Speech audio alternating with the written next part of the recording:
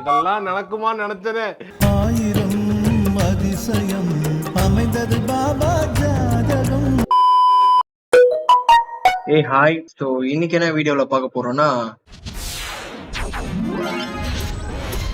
ரகளைகள் ஆரம்பம். என் பையனுக்கு பொண்ணு பார்க்க போனப்ப அவங்க கேட்டது உங்க பொண்ணுக்கு ஏன் கல்யாணம் பண்ணல அப்படின்னாங்க. இந்த பொண்ணுக்கு கல்யாணம் பண்ணணும்னா உங்க பையன் தான் பண்ணி வைக்கணுமா, உங்க பையன் செலவுல இருந்து தான் பண்ணணுமா?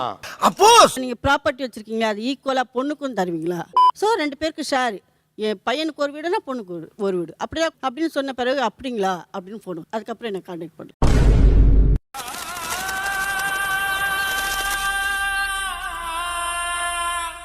இதுக்கு எனக்கு ஒண்ணுமே புரியல. எனக்கு ஒரு தங்கச்சியோ எனக்கு ஒரு அக்காவும் இருந்தா அது நான் தான் பார்க்கணும். அதானே உலக வழக்கம். எங்க அம்மா எங்க அப்பாவோ ஏதோ ப்ராப்பர்ட்டி சேர்த்து வச்சிருந்தாங்கன்னா அது ஈக்குவலா பிரிச்சுதான் ஆகணும். இந்த மாதிரி ரீசனுக்குலாமாடா ரிஜெக்ட் பண்றீங்க? இப்படி பார்த்தா எனக்கு சொத்து பத்து ஒரு அளவுமே இல்லையடா. பெருமாளே. உண்மையா ரொம்ப ஃபீலான விஷயம் என்னன்னா, என் அப்பா வந்து படிச்ச வேலையில இருக்கணும். என் அப்பா வந்து படிச்ச வேலையில இருக்கணும். ஏங்க என் அப்பா வேலையில இருந்தா இவங்க எப்படிங்க பொண்ணு தருவாங்க? எனக்கு ஒன்னும் புரியல. மென்டல் ஹாஸ்பிடலுக்கு போன் பண்றான். என்னைய பத்தி விசாரிக்க நான் என்ன வேலைக்கு போறேன், நீங்க என்ன பண்றீங்க, எவ்வளவு சம்பளம் வாங்குறீங்க, அப்படி என்ன எதுன்னு கேட்டா பரவாயில்ல. எங்க அப்பா ஏன்டா வேலைக்கு போகணும்? இனிமே எல்லாம் அப்படித்தான். அதில் நக்குல் இனிமே அப்படித்தான். இந்த மாதிரி ஆட்கள்லாம் எங்க இருக்காங்கன்னு எனக்கு தோணுது. உங்களை பாத்தீங்கன்னா எப்படி இந்த மாதிரிலாம் நீங்க யோசிக்கிறீங்க அப்படின்னு கேக்குற மாதிரி இருக்கு. மூக்கு புடப்பா இருந்தா சில நேரத்துல இப்படி எல்லாம் யோசிக்க தோணும். ஒரு சின்ன விஷயம், ஒரு பொண்ணு பாக்குறதுக்கே இவ்வளவு யோசிக்கிறாங்கன்னா, மாப்பிள்ள ஓகே கல்யாணம் பண்ண லெவலுக்கு போயிட்டாங்கன்னா அப்போ இன்னும் எப்படி டிஃப்ரெண்டா யோசிப்பாங்கன்னு எனக்கு தெரியல. அவதான் வந்தாச்சு. ஃபர்ஸ்ட் மாப்பிள்ள வரட்டும் பார்க்கலாம், மாப்பிள்ள வரட்டும் பார்க்கலாம் சொல்லிட்டு வந்ததுக்கப்புறம் இங்கே வந்ததுக்கப்புறம் சென்னை ரொம்ப லாங்காக இருக்கு. சென்னை ரொம்ப லாங்காக இருக்கு. நீங்க என்ன பண்றீங்க? நான் சாஃப்ட்வேர் இன்ஜினியர் இருக்கேன். எவ்வளவு சம்பாதிக்கிறீங்க? நான் ஒரு 40,000. சொந்த வீட்டுல இருக்கீங்களா? சொந்த வீட்டில் இருக்கேன். 2 கார் இருக்கு, 2 வீடு இருக்கு. வீட்டு வாடகை 30,000 வரும். சமூகம் பெரிய இடம் போல் இருக்கு. வீட்டு வாடகை தனியா வீடு வாடகை வீட்டு வாடகை 30,000 வரும். எங்க அப்பாவும் வேலை பார்த்துட்டு இருக்காரு. அவரும் எம்என்சில வந்து ஒரு மேனேஜர் இருக்காரு. ஏங்க செம மாப்பிள்ளையா இருக்கீங்களே, ஏன் உங்களுக்கு ரிஜெக்ட் ஆகுது? எனக்கு லாஜிக் புரியவே இல்லை. இவருக்கு பொண்ணு கிடைக்கலன்ட்டு எனக்கு ரொம்ப ஷாக்கா இருக்கு. இந்த மாப்பிள்ளைக்கு வேணாம்னு சொல்ற லெவலுக்கு இங்க ஒண்ணுமே இல்ல. ஏன்னா சாஃப்ட்வேர் இன்ஜினியரா வேலை பாக்குறாரு, அவங்க அப்பா எம்என்சி கம்பெனில மேனேஜரா இருக்காரு, அண்ட் ரெண்டே 30,000 வருது, சொந்த வீடு வேற இருக்கு. என்ன எதிர்பார்க்கறீங்க? எனக்கு ஒன்னும் புரியல.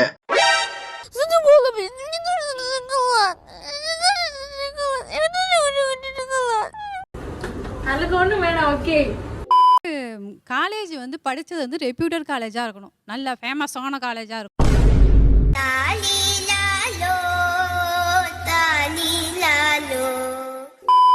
ரெப்யூட்டட் காலேஜ்ல படிச்சிருந்துக்கணும், இல்லன்னா நான் உன்னை ரிஜெக்ட் பண்றேன்னு சொல்றது எந்த விதத்துலங்க நியாயம்? உன் அப்பா விட்டு சொத்தா? என் பணம், என் காசு, என் பைசா, என் டப்பு. ஐயோ எனக்கு அது ப்ராசஸே பண்ண முடியல. அவங்க இதை எதை நினைச்சு சொல்றாங்க? இதுக்கு பின்னாடி என்ன இருக்கும் ஒண்ணுமே புரியல. பொண்ணு பார்க்க போன இடத்துல என் பொண்ணு ரத்த குரூப் ஓ, உங்க பையனுக்கு ஓ குரூப் இருக்குதா அப்படின்னு கேட்டாங்க. ஆஹா, இவன் மண்டை குழம்பி மெண்டலாகி வந்திருக்கானா? பிளட் குரூப்புக்கெல்லாமா ரிஜெக்ட் பண்றீங்க? என்ன நினைச்சிட்டு நீங்க அதை ரிஜெக்ட் பண்றீங்கன்னு எனக்கு தெரியல. என்ன எனக்கு ஒன்னும் விளங்கலையா? அந்த மாதிரி இருக்கு. என்னங்க எனக்கு ஒண்ணுமே புரியல. அதுதானப்பா எனக்கும் புரியல. ஒரு நிமிஷம், அதாவது ஓ குரூப் எதுக்கு கேட்டிருக்காங்கன்னா தவறா எடுத்துக்காதீங்க, நான் சொல்றேன் அப்படின்னு. நாளைக்கு உங்க பையன் போகும்போது அவருக்கு ஏதாவது விபத்து ஏற்பட்டுருச்சு அப்படின்னா எமர்ஜென்சி கிடைக்கிறது வந்து ஓ குரூப் தான். இப்போ ஒண்ணுதான் பாக்க போறாங்க, அதுக்குள்ளேயே உனக்கு ஆக்சிடென்ட் ஆயிடுச்சுன்னா ஓ குரூப் நான் தர்றோம் உனக்கு.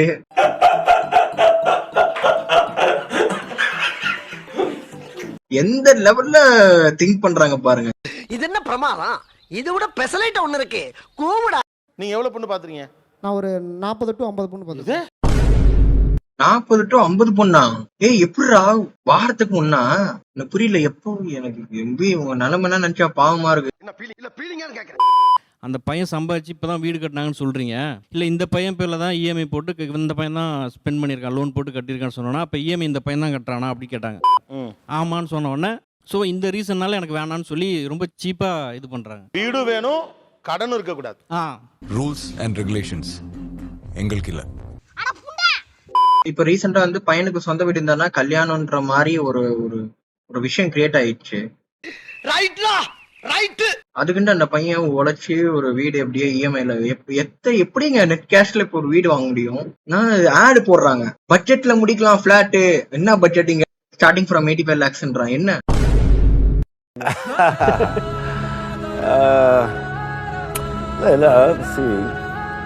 20 to 21 ஏஜ்ல காலேஜ் முடிப்பான்.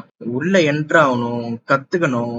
உள்ள போனதுக்கு அப்புறம் தான் அவனுக்கு என்னன்னே முதல்ல ஒரு ப்ராசஸ் ஆகும். அதுக்கப்புறம் அவனோட ஸ்கில் என்னன்னு அவன் கண்டுபிடிச்சி அதை கத்துக்கிட்டு சம்பாதிக்கிறது ஏர்ன் பண்ணதுக்குள்ளே பெரிய விஷயம் ஆயிடும். பட் அதுலயும் அவன் ஏர்ன் பண்ணி ஒரு வீடு இஎம்ஐல தான் வாங்க முடியும். நெட் கேஷ்ல எப்படி வாங்க முடியும்?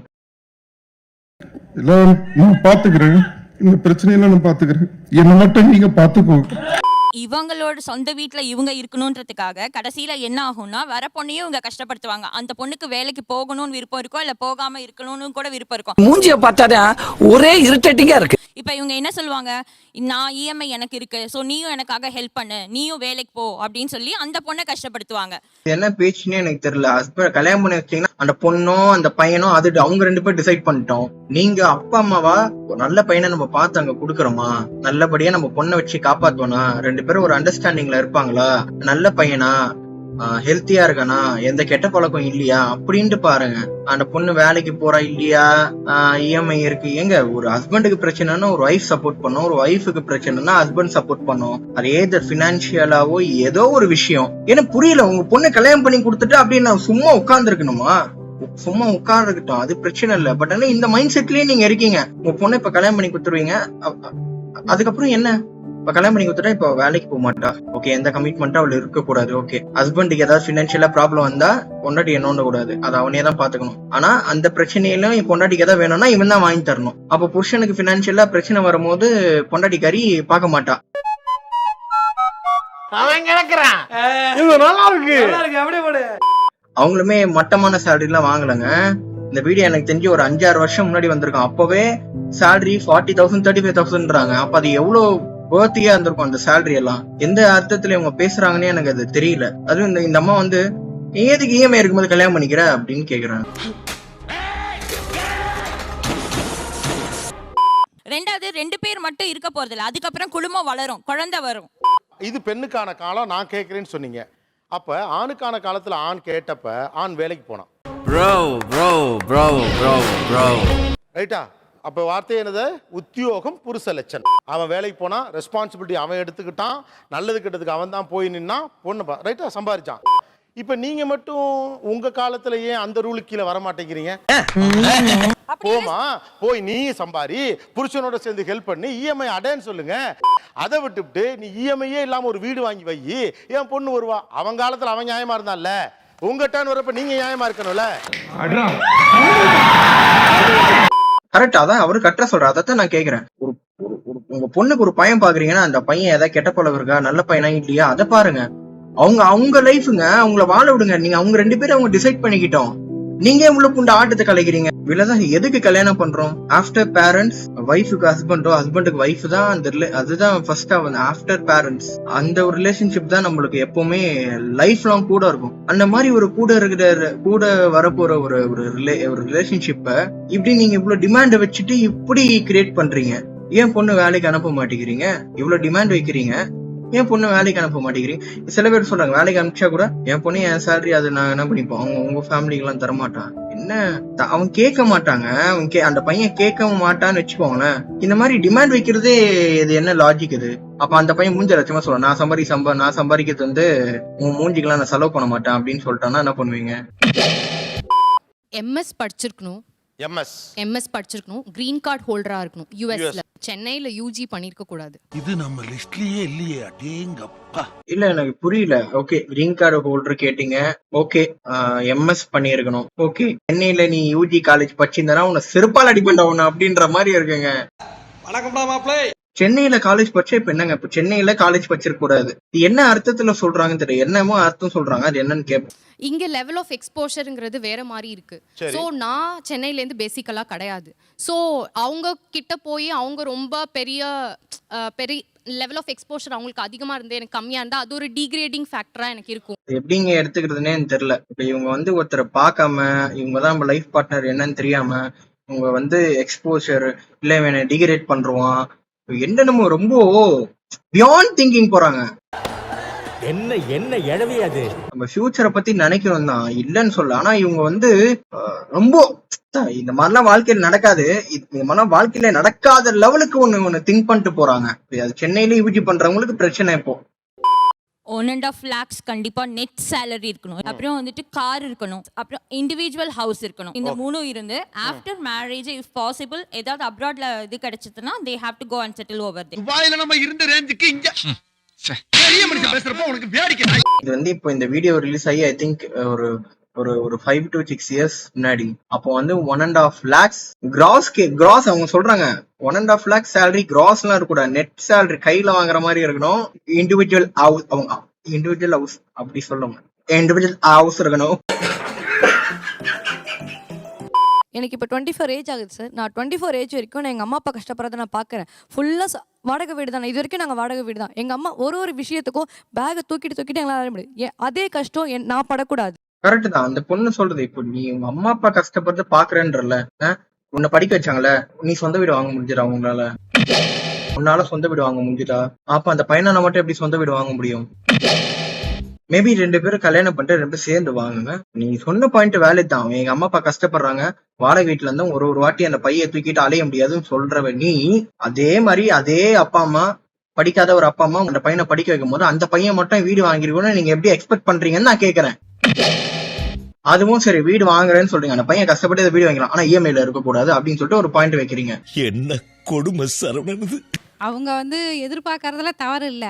நீ கடனாளியா நிக்காத, என்னையும் அதுல சேர்த்து விடாத. நான் உன் கூட ஒத்துழைக்கிறது கஷ்டம், நான் ஜாலியா இருக்கணும்னு நினைக்கிறேன். கடனில் பங்கு கொள்ள மாட்டேன், சந்தோஷத்துல மட்டும் பங்கு கொள்ளுவேன், கடன்ல பங்கு கொள்ள மாட்டேங்கிறது தப்பு. உன்னோட ஹாப்பினஸ்ல நான் கலந்துக்கிறேன், உன்னோட பினான்சியல் டவுன்ல நான் இருக்கவே மாட்டேன். நான் ஆளை விட்டுரு சாமி. இது என்ன கைண்ட் ஆஃப் ரிலேஷன்ஷிப்னு எனக்கு தெரியல. ஒரு ஹஸ்பண்ட் அண்ட் ஒய்ஃப்னா அவங்க 2 பேரும் சேர்ந்து ஒரு வாழ்க்கையை வாழ்றாங்க. அது மேபி அப் அண்ட் டவுன்ஸ் ஆனுங்க, ஒருத்தருக்கு ஒருத்தர் சப்போர்ட் பண்ணிக்கணும். பட் ஆனா இவங்க அந்த ரிலேஷன்ஷிப்ல என்டர் ஆகும்போது இத்தனை ஒரு விஷயங்கள் வச்சுட்டு வரும்போது வாழ்க்கையில சுவாரஸ்யமே இருக்காது.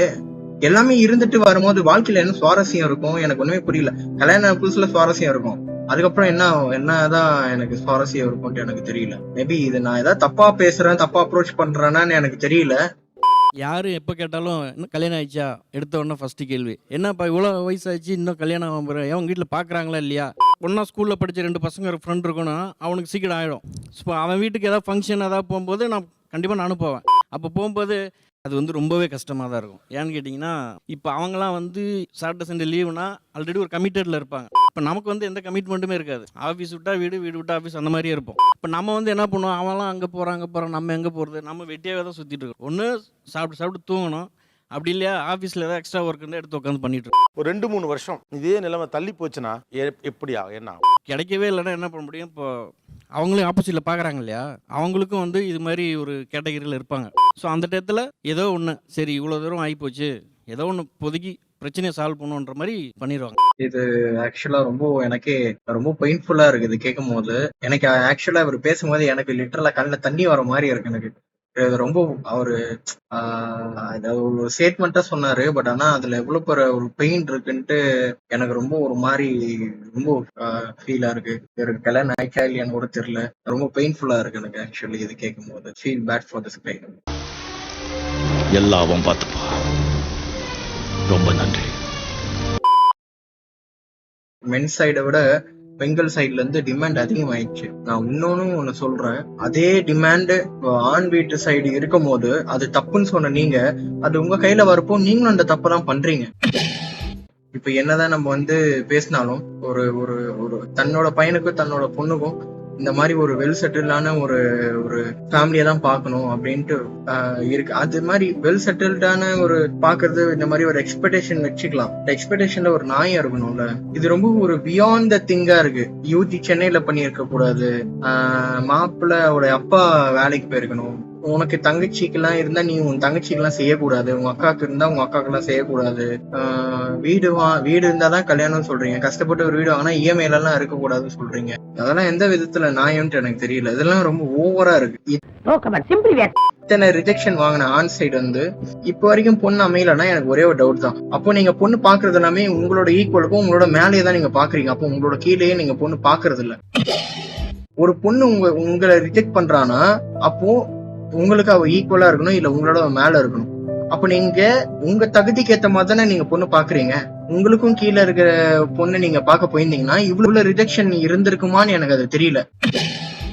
இன்னொரு திங் என்னன்னா, ஹார்ஷா பேசுறாங்க. இந்த உனக்கு இஎம்ஐ இருக்கு அப்ப கல்யாணம் பண்ணிக்காத, உனக்கு தகுதி வந்ததுக்கு அப்புறம் நீ கல்யாணம் பண்ணிக்கோ.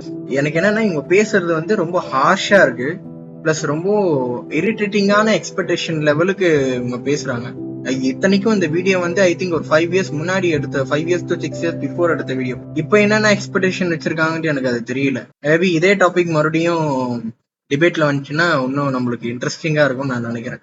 Hope you enjoy this video. Thank you so much for watching this video. Bye.